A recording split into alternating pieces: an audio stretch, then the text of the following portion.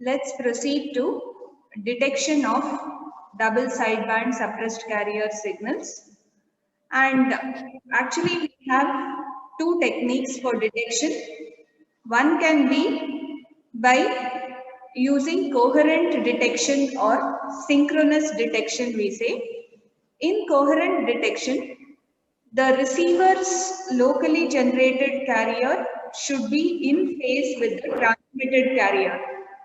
All of you, please mute yourself.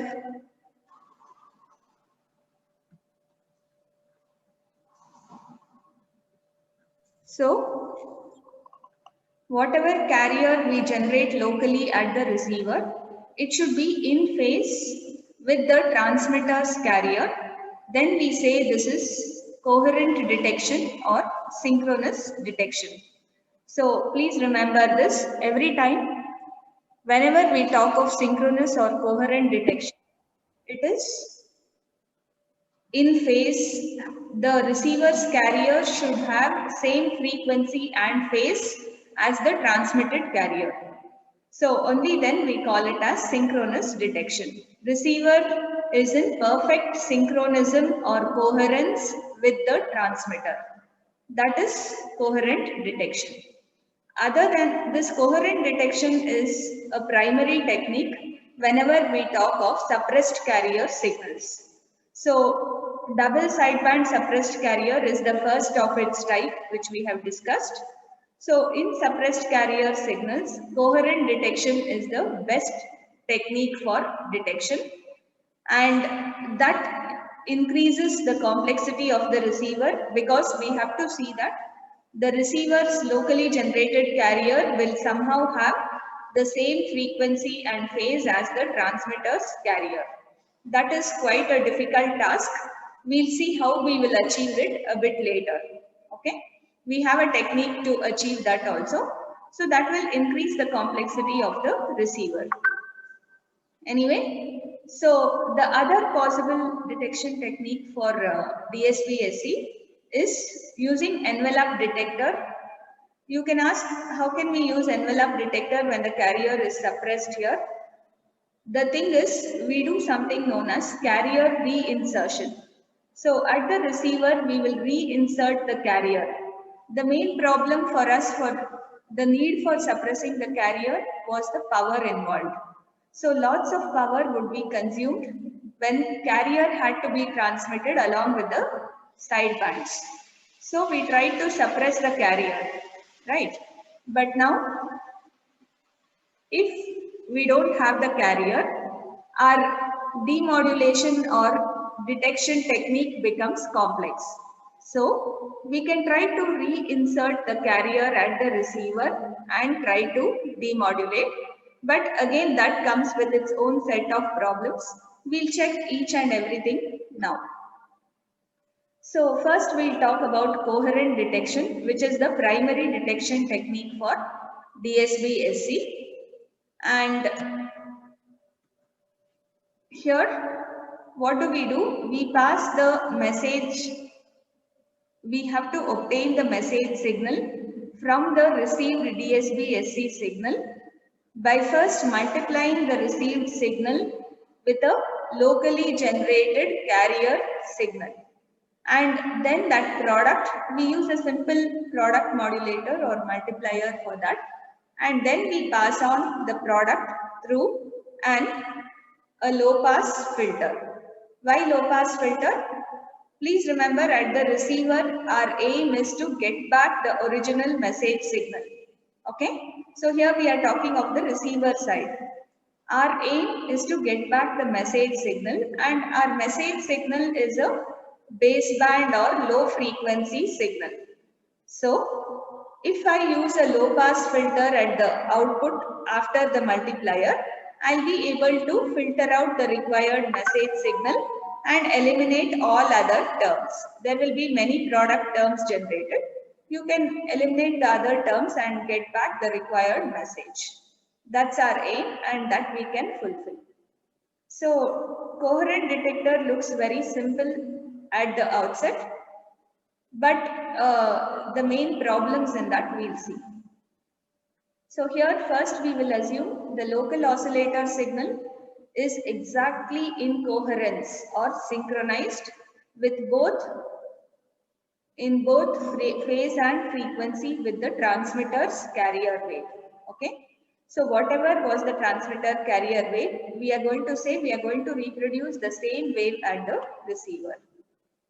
So this method of demodulation is coherent detection or synchronous detection. This is the block diagram of the coherent detector. You can see here the received signal, DSP-SE signal, S of t, is one of the inputs to the product modulator, and the second input is the locally generated cosine carrier using a local oscillator at the receiver. Once we multiply these two, the output we are calling as V of t, and that output we are going to send through a low pass filter to get the final output signal, which would be the required message. So the block diagram or the circuit diagram is quite simple. Let's see the derivation. So I have considered the same circuit diagram here. Okay. So let's move on with the derivation here. So this is case 1 when VLO, locally generated carrier, is in synchronism with the transmitted carrier C of t. So the transmitted carrier was C of t when it is in exact synchronism. When I say synchronism, please understand synchronism means what? Both phase and frequency should match. Both should be the same here. For this signal and this signal, phase and frequency should be the same. Then we say it is in coherence or synchronism. Okay. So now we know that what is our signal that is received? The DSP-SE signal, how do we define? It is message into carrier AC cos 2 pi FCT. Correct?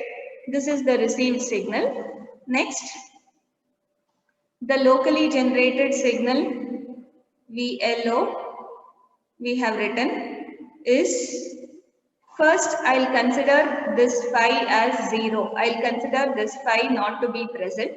That's why we are telling it is in synchronism. That is case 1. So cos 2 pi FCT, I'll consider this as the locally generated carrier. So this is at the receiver. This is what is the received signal. This is your received signal. And this is due to the oscillator used at the receiver. Now, what is the output of the product modulator? We call the output of product modulator as V1 of t after product modulator. You define that output. It is S of t into, here just for the sake of simplicity, I have avoided the amplitude. I'll consider the amplitude, it is implied as 1. Here if I write another AC or AC1, I should consider more terms. Okay. So just for the sake of simplicity, at the receiver side, we'll take the amplitude as 1. Even if it is something different from 1, we know that the amplitudes get multiplied. It's just a what? Number. It's a constant, so it doesn't interfere with the signal. So the received signal S of t into locally generated signal, which is cos 2 pi FCT. This is your VLO. Okay. Now you substitute for S of t. We know S of t is M of t into AC cos 2 pi FCT into the locally generated signal cos 2 pi FCT. So what does this reduce to? This becomes m of t into AC into cos square 2 pi FCT. We know that cos square theta can be written as what? 1 plus cos 2 theta by 2. Cos 2 into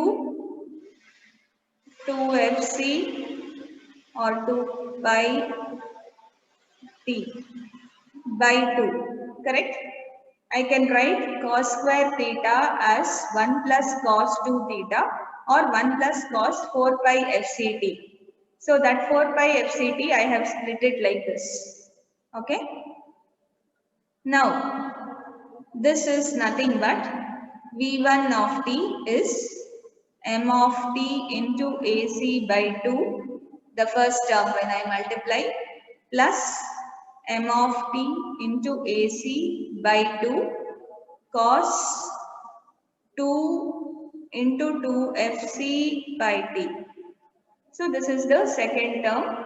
Let me call this as equation 3. So this is the signal which is now fed to a low pass filter. So when this signal is fed to low pass filter, after LPF, what would be the output? Can you tell me among these two, which signal will pass through the low pass filter?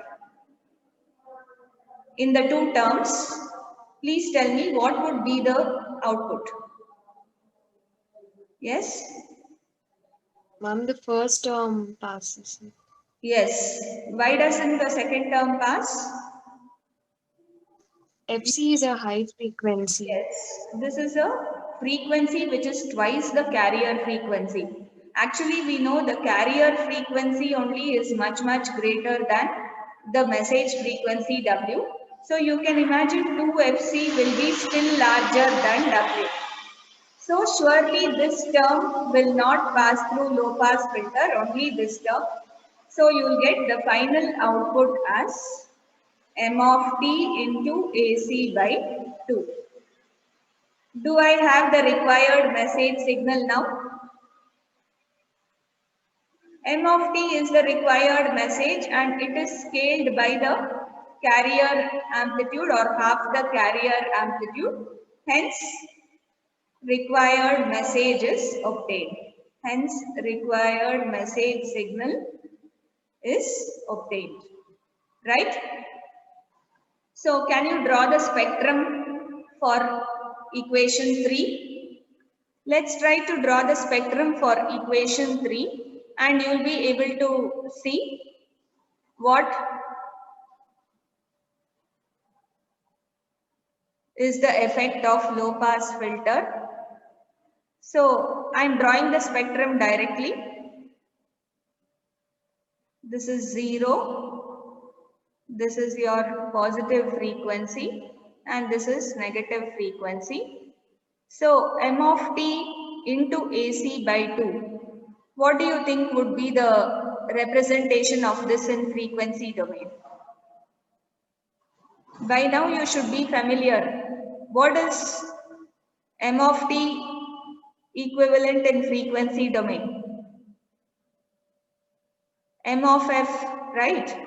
M of t has the Fourier transform as m of f. So you should just draw that m of f at 0. There is no shift here, but this m of f is scaled to the amplitude AC by 2.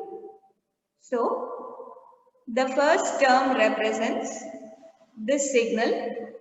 M of t into AC by 2 will be m of f into AC by 2. That's all. So this is our first term. What about the second term? Second term is the same m of f into AC by 2 multiplied with a cosine. What is the equivalent of cosine in frequency domain? One impulse at 2FC and another impulse at minus 2FC. Yes or no? As soon as you think of a cosine, you should remember this will have two impulses.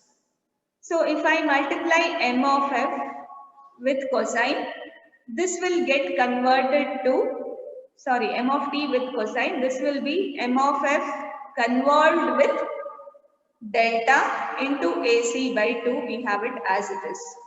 So we know that will represent what? M of f shifted to the point plus 2 FC, corresponding to this. M of f will get shifted to this point plus 2 FC, and then M of f gets shifted to the point minus 2 FC, like this, correct? And both these signals will have magnitude as AC by, I should have AC by 4 because this is by 2. So this will be AC by 4. Okay, again it's not drawn to scale. This should be a bit smaller in height than this because this is AC by 4 and this is AC by 2. So this is the spectrum of the signal after the product modulator. Now, this signal will be passed through a low pass filter. This is our low pass filter characteristics. So you have to determine what is this point. This will be 2FC minus W, 2FC plus W. Remember, your original message ranges from minus W to plus W. This is your M of F. Okay. And this is this point is minus 2FC minus W, and this point is minus 2FC plus W. So this is the spectrum, and after the low pass filter, I'll be able to extract the required message as needed. Now, can you tell me what should be the conditions for the low pass filter? You say, hence, the conditions to be satisfied, by LPF are what? What should be the cutoff frequency? The cutoff frequency should be what? If I should filter only Greater than omega. part, it should be less than this point, 2FC minus W, yes or no? So even if your filter goes like this should be much less than this, and it should be greater than what? It should be greater than this point, which is W. So the filter should have a cutoff frequency which is greater than the message bandwidth W but less than 2FC minus W. Okay. So that is the first condition for proper filtering. So if we satisfy this condition, we will be able to filter correctly. So using this, I think the second condition we can say is bandwidth. So bandwidth of the filter should be what?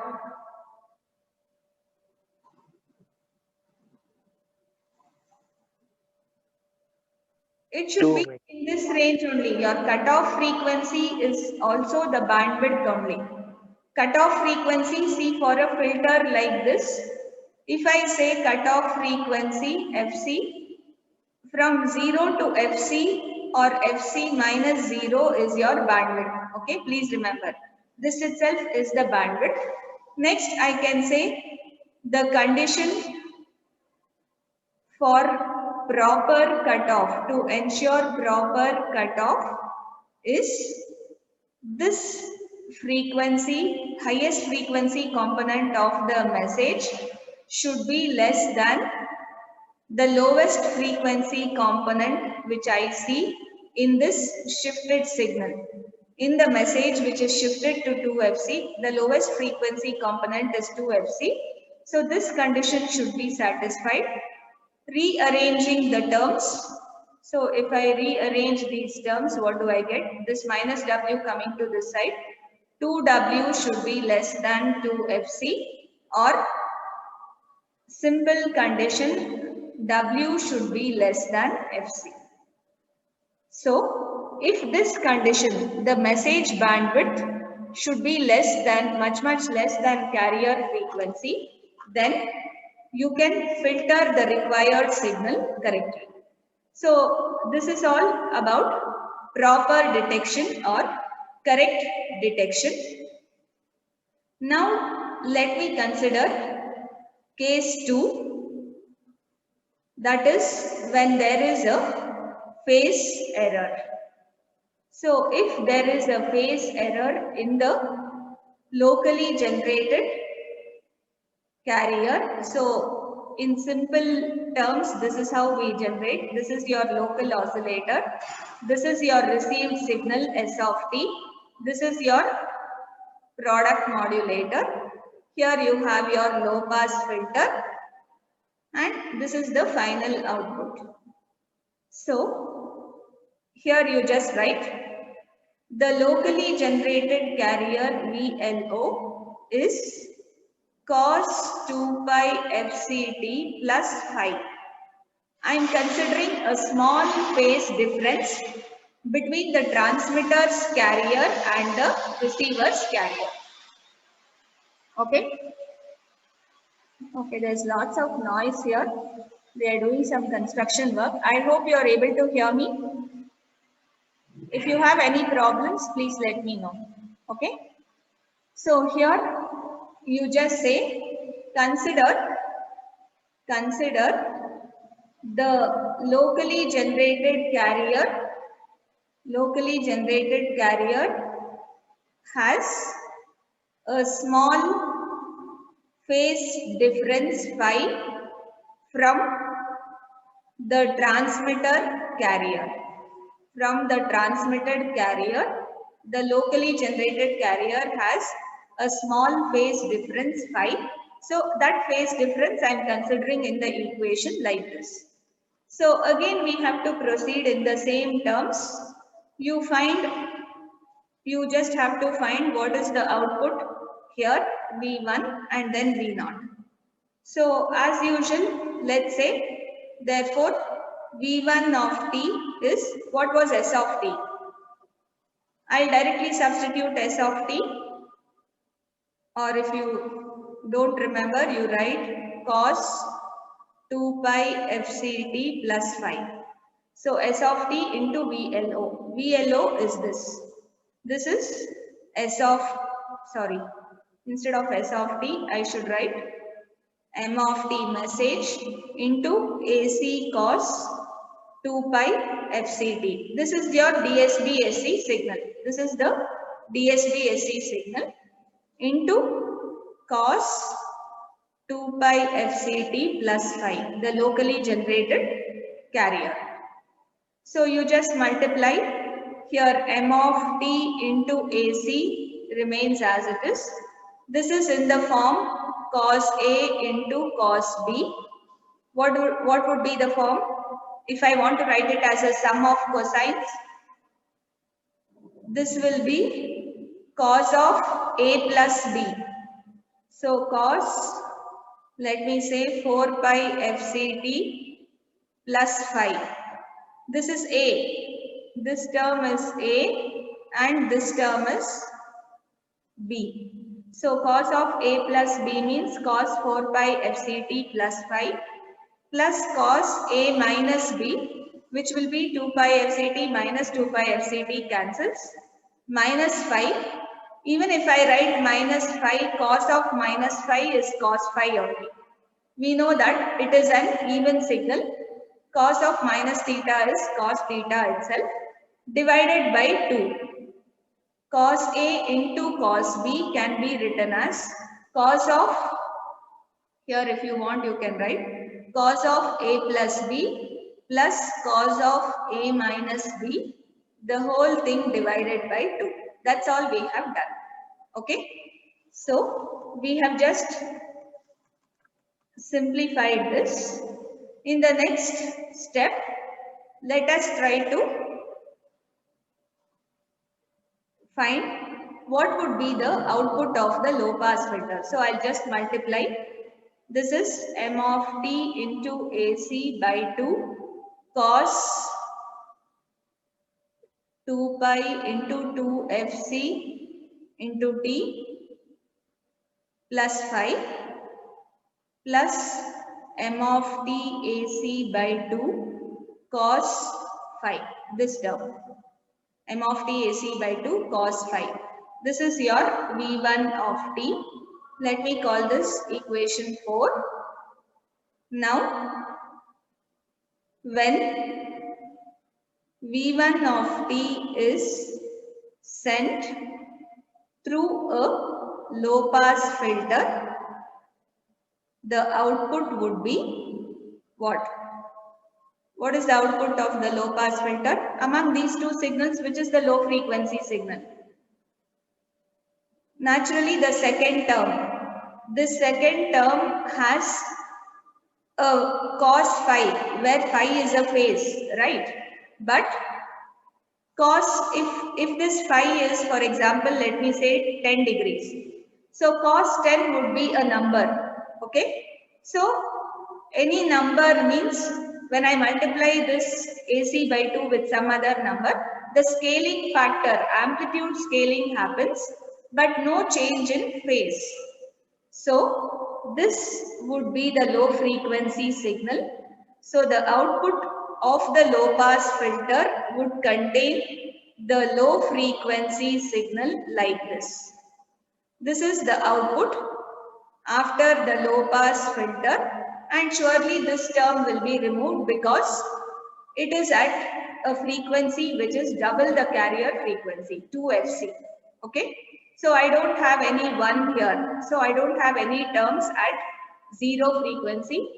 The terms will exist even if I try to realize and write the spectrum.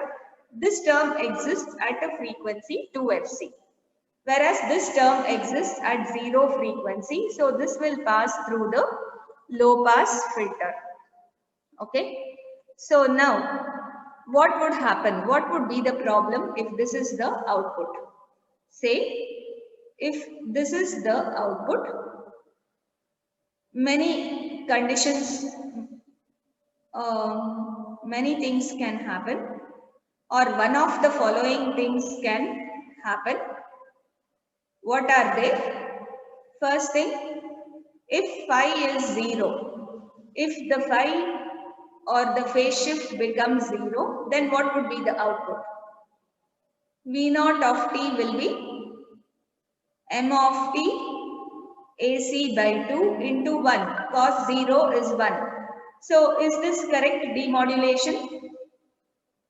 Yes or no? I am able to get the message term exactly scaled by some amplitude. So you are getting perfect demodulation. Okay.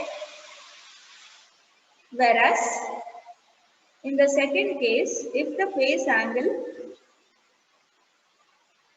is 90 degrees, I am just taking 3 conditions. If it is anything in between, accordingly the amplitude scaling will happen. See what happens when the phase is 90 degrees. Yes? How much is cos 90? Please 0. answer.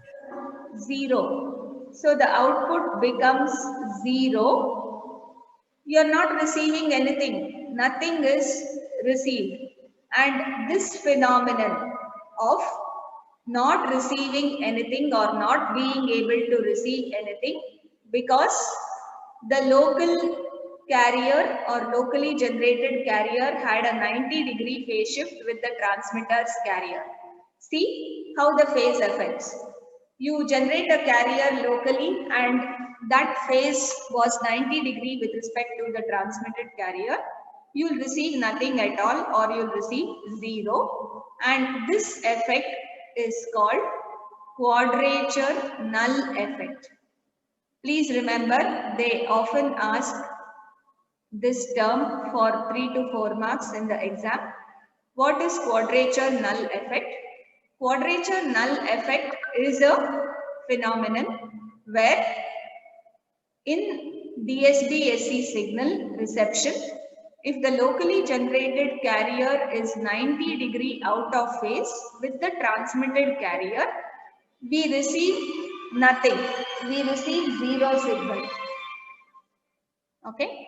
And that is called quadrature null effect. Is this clear? And the last case I'll show you is if that phase difference is 180 degrees. If the locally generated carrier was 180 out of phase with the transmitter carrier, can you tell me what is cos 180? -1. Cos pi is -1. So you're going to receive minus m of t scaled by this amplitude.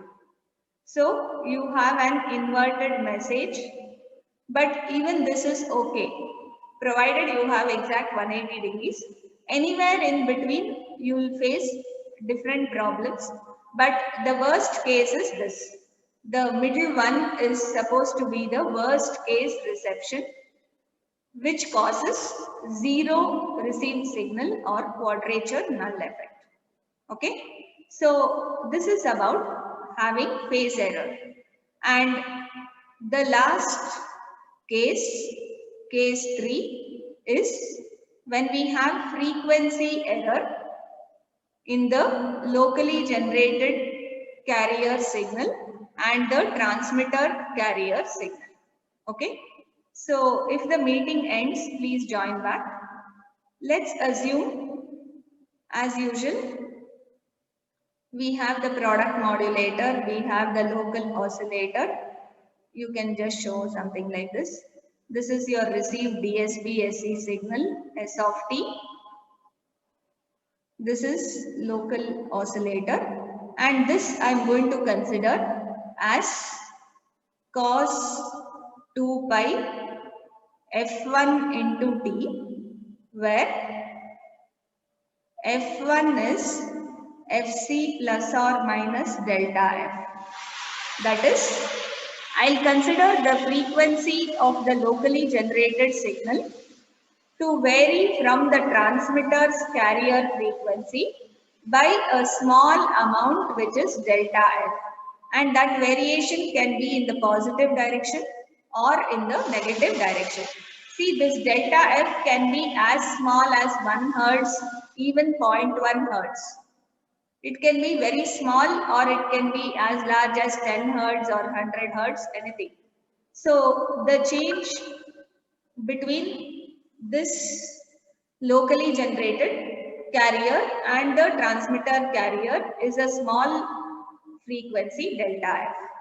Now output of this is fed to a low pass filter, and after that we are going to measure the final output signal, whether we are going to receive it correctly or not, and under which conditions it would be received properly, under which conditions it won't be received. So let's proceed with the equation. As usual, this is V1. V1 of t is S of t into cos 2 pi f1 into t. This frequency, locally generated frequency, we are calling it as f1. So what is S of t now? S of t, as usual, message into carrier, AC cos 2 pi fc t. Okay. So message into carrier or the DSB SC signal into the locally generated carrier cos 2 pi f1 into t. Again, this is in the form of what? Cos A into cos B. So what do you get? M of t AC by 2 cos of A plus B, 2 pi, or let me say 4 pi. When I add 2 pi FCT to 2, no, it is F1, right? So cos 2 pi FC plus F1 into T, right? 2 pi t is common, cos 2 pi here into this is Fc, this is F1, A plus B plus cos 2 pi Fc minus F1 into T. So one thing is you need not worry about in which order you will write F1 or Fc, irrespective of whether F1 is more than Fc or less than, because cosine is an even function. That's another reason why we prefer working with cosine rather than sine. Okay. If I had interchanged the terms in a sinusoid, cos of minus f1 will become sine of minus f1 will become minus sine. Whereas in cosine, that won't happen. So that's another advantage. Cos a plus b plus cos a minus b. Now you simplify that.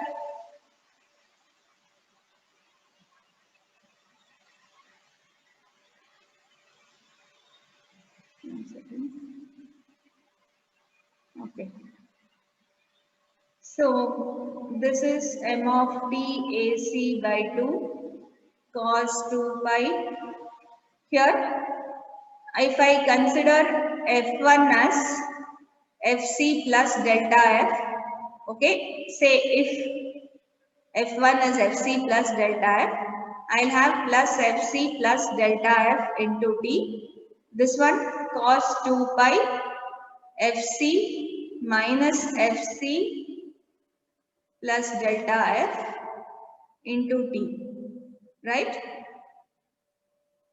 Into m of t ac by 2. The second term also should be multiplied with this magnitude. So what does this reduce to? M of t ac by 2 cos 2 pi into 2 fc plus delta f into t plus cos 2 pi into delta f into t, right? Into message AC by 2. This is our equation for V1 of t. Now let's try to plot this V1 of t on a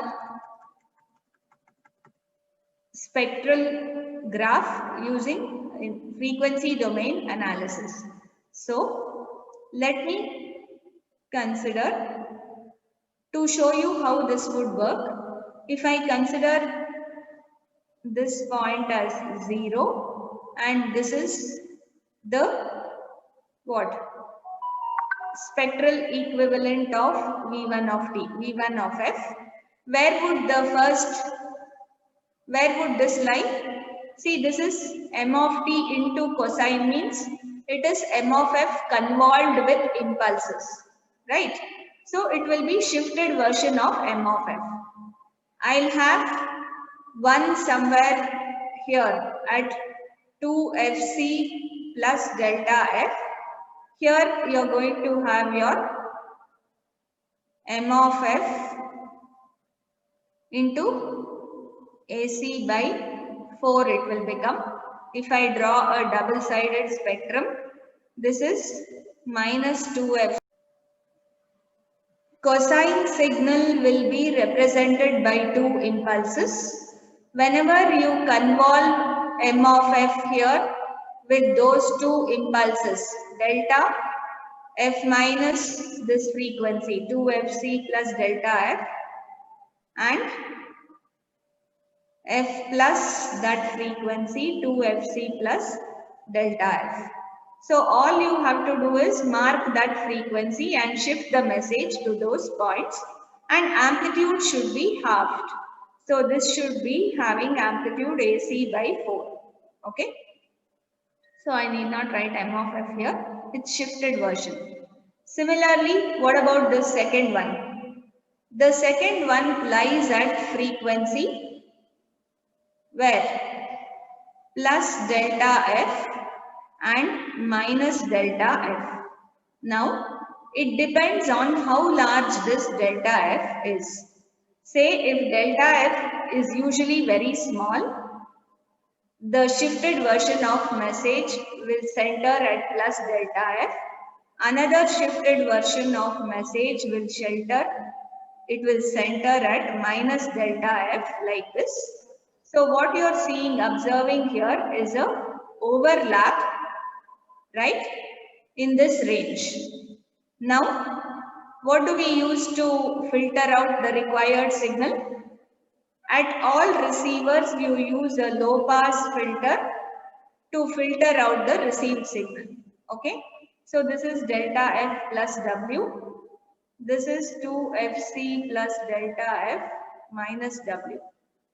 Your low pass filter should be something like this.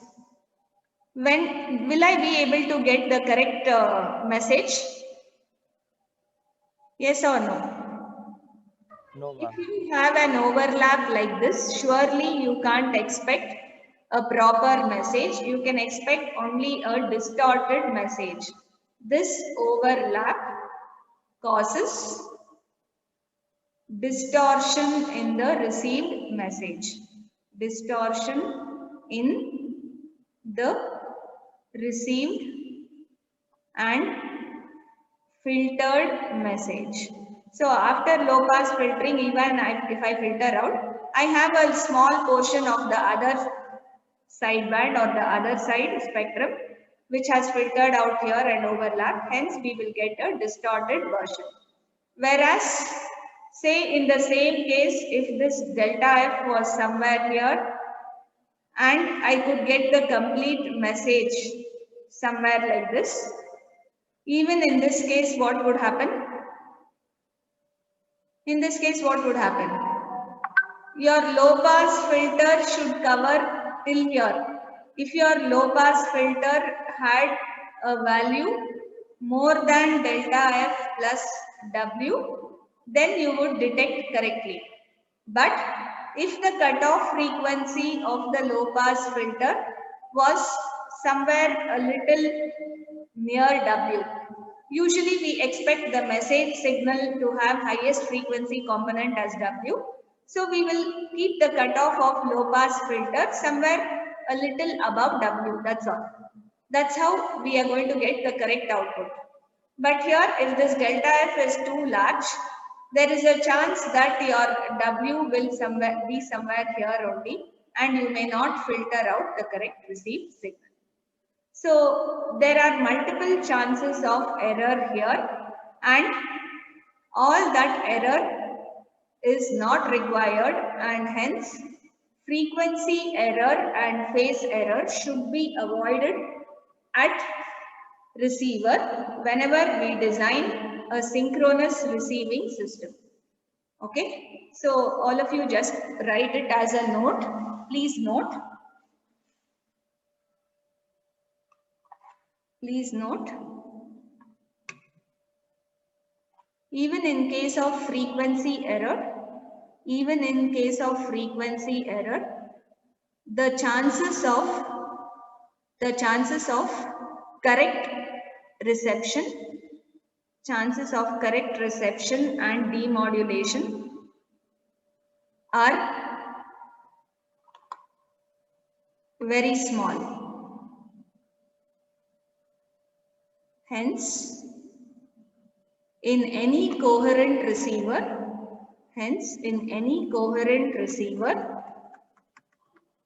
both frequency and phase errors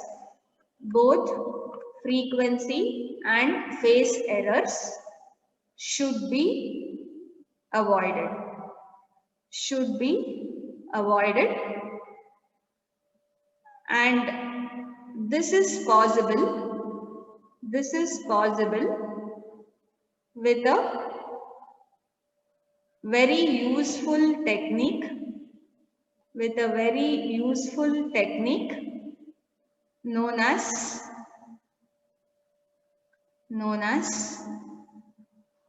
the Costas loop or Costas receiver. Excuse me, ma'am. Yeah. Why can't we use the band pass filter centered at 2FC and filter it out? No, band pass filters If we center it at 2 FC, again, that will give you the modulated signal only. It will be the message at this frequency, means it is a shifted version of message, right? So it is like Yeah. DSB-SC modulated. You had DSB-SC at FC, here you are having at 2 FC. What I need is, I want only the signal with message component, M of F, like this. I want M of F lying in its original frequency range 0 to W. Here the message is shifted, means it is a modulated version. Okay, multiplied or modulated version only it will be. Whenever we want to receive correctly, we have to have the message coming back to its original spectrum, and it will usually come back when there are no phase and frequency errors.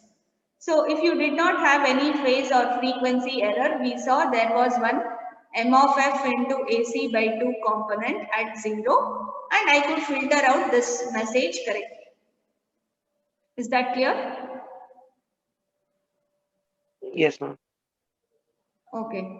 So we have a very useful and important technique for helping us synchronize the locally generated signal with the transmitter's carrier signal, and that technique is called Costa's loop. Okay. So we will talk about this technique in the next class, because here we have to do one more thing. So whenever they ask about detection of DSB-SC, you should write all these 3 cases depending upon the marks, or they can clearly specify, you explain what is quadrature null effect, or explain the condition with frequency error. If they ask specifically, then you do only one case. But if they say you have to explain completely this DSB-SC coherent detection, you have to write all the 3 cases. Case 1, when there is no phase or frequency error, you will be able to receive correctly. Case 2, when there is a phase error of value 5. So whenever there is a phase error of value 5, you know what would happen? You would get the output signal as what? M of t into cos phi. Yes or no? We would get it as, so this is the first case where there is no error and correct reception is possible. The second case is phase error, where the received signal would be of value M of t into AC by 2 into cos phi. Here you could receive correctly only if phi is 0. But if phi is 90 degrees, you wouldn't receive anything, and that is quadrature null effect. So quadrature means the receiver's carrier is in phase quadrature. When I say 2 signals are in phase quadrature, they are 90 degree out of phase. Please remember this term. Whenever you say any 2 signals are in phase quadrature, they are exactly 90 degree out of phase. Okay. So when the receiver's carrier is in quadrature with the transmitter, you receive a null signal. That's why the name quadrature null effect. And the third case is 180 degrees, where you would receive an inverted message, but again, even that is not preferred. The second case is frequency error, where the local generated oscillator will have a small frequency change from the transmitter's oscillator. So even that small frequency change by delta F can cause overlap like this. Even if that overlap is by 0.1 Hertz, there is a small distortion added and you will not get the perfect output. You will have some noise or distortion in the signal. And if it is large, you will still have some distortion, because usually the low pass filters are designed to have a cutoff frequency of W, something a little more than W. Okay. So these problems can be avoided by using a Costa's receiver or a Costa's loop. So we'll come to that in the next class. Here We'll go to the second method of receiving DSB-SC signal by reinserting the carrier. Carrier reinsertion technique. So we have removed the carrier to save on power and we have transmitted a suppressed carrier signal. At the receiver, we will add back a carrier. But remember, when I am going to add back the carrier, that carrier will not be in synchronism with the transmitter's carrier. Okay? It will surely have some phase or frequency changes or sometimes both. So let's see how to analyze the output of a DSB-AC receiver with carrier reinsertion technique. You just write down. Consider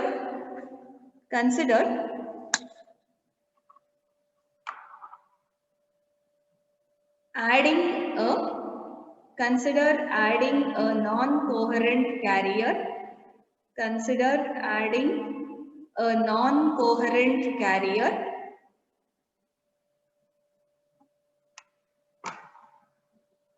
of value, let me call it C1 of t, of value AC cos 2 pi FCT plus phi. So I am considering some phase change. Usually it is possible for us to design oscillators generating same frequency without error, but two different oscillators cannot generate signals having same phase. Any two different oscillators, it is impossible to generate two sinusoids having the same phase angle. Okay, please remember that. There will always be a phase change. So having same frequency is possible. A little difficult but still possible. But having same phase is impossible. That's why I am considering only phase change here. Adding a non-coherent carrier, let's see the composite signal, what will it be? The composite signal at receiver is, let me call it V1 of t, S of t plus C1 of t. S of t is your DSB SC, AC M of t cos 2 pi FCT. It is message into carrier. Okay, plus we are adding AC cos 2 pi FCT plus phi. Non-coherent carrier or a carrier which has a phase change. So we are just reinserting or adding back the carrier at the receiver. Now, how am I supposed to find the overall amplitude or envelope? How do you find the overall amplitude or envelope of this signal? I do one more step, then you will analyze. I think after that you can continue. This I'll write it as, this is cos of A plus B form. I'll write it as cos A cos B minus what? Sin A sin B. Please remember all these trigonometric identities. Cos of A plus B, because cos A plus B can be written as cos A cos B minus sin A sin B. Right? There is no divide by 2 here. Cos A cos B minus sin A sin B. So I am writing this second term as cos A cos B minus sin A sin B, and in the next step I will combine the terms with cos 2 pi FCT. So I'll take cos 2 pi FCT as common, and I have AC into M of t from this first term, and from the second term AC into cos phi. Correct? Yes or no?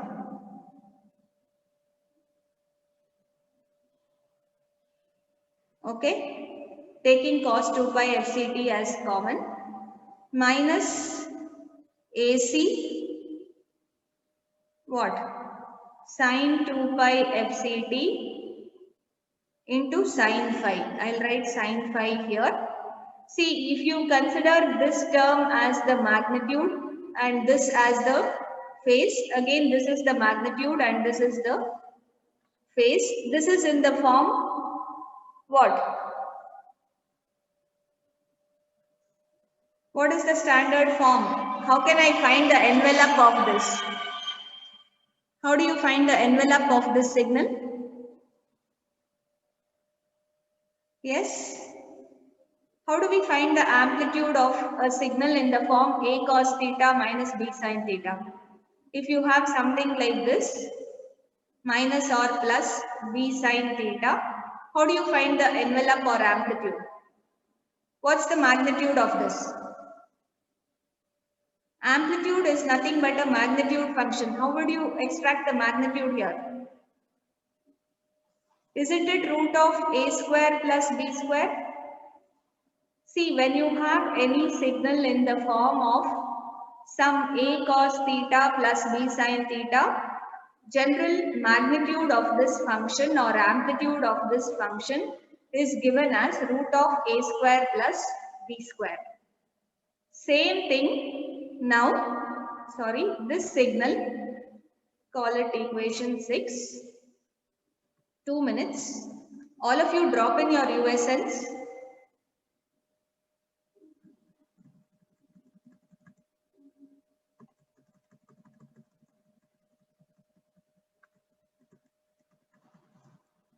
Okay, here you just say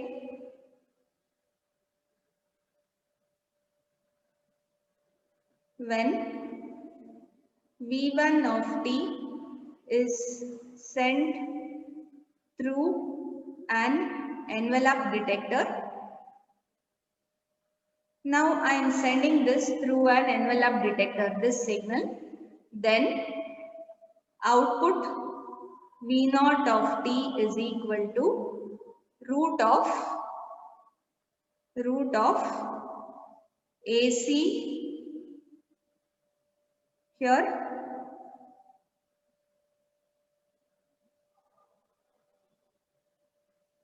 just see what is m of t plus cos phi here. Just see whether I have written the terms here correctly. If I missed any AC. So this is the signal AC m of t cos phi. And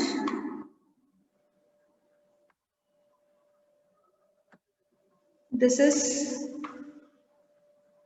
the non-coherent carrier AC cos. Okay, the thing is usually in the non-coherent carrier sometimes we wouldn't consider AC, but it's fine, even with this we can work. So AC cos 2 by FCT cos phi and okay, I think it's fine. No, nothing is left out, right? Just simplify this last step. This will be whole square. Pen is not getting selected. Okay, so this is a amplitude of this first term square plus amplitude of second term square. This is AC sin phi is the amplitude of sin theta. Amplitude of cos theta is AC into m of t plus cos phi. So this would be the output of the envelope detector. Can you tell me in this under which case can we, when will the required message be filtered correctly? So if you call this equation 6 or 7, if this is equation 7, You want, you can simplify this one more step. AC square m square t plus cos square phi plus 2m of t cos phi plus AC square sin square phi. Here AC square cos square phi plus AC square sin square phi will turn out to be, so AC square m square t plus AC square cos square phi plus 2m of t AC square cos phi plus AC square sin square phi. This cos square phi and sin square phi, if I combine, it would be what? This pen gets deselected every now and then. I'll have AC square m square t plus 2m of t AC square cos phi plus AC square. Cos square theta plus sin square theta, I can write it as 1, right? So AC square into 1. Here AC square is common in all the terms. If I take it out, it will be AC. So what is left out is m square t plus 2m of t cos phi plus 1. This is the value left out within the square root. From this, if I should be able to get back the message, then these two terms should be very small when compared to message, and that is possible if this phi is small. If at all phi is small, then if last you say if phi is small, if phi is very small when compared to m square t, then proper detection is possible. Proper detection is possible. You can just put this condition, that is 2m of t cos phi plus 1 is much less than m square t. If this condition is true, then you will have what? You will have V naught of t as AC into root of m square t. I can neglect the second terms. So it is AC into m of t. You will be able to detect the message. This technique is called carrier reinsertion technique, and sometimes they try to use this technique for detection because it can use a simple detector like envelope detector. Okay.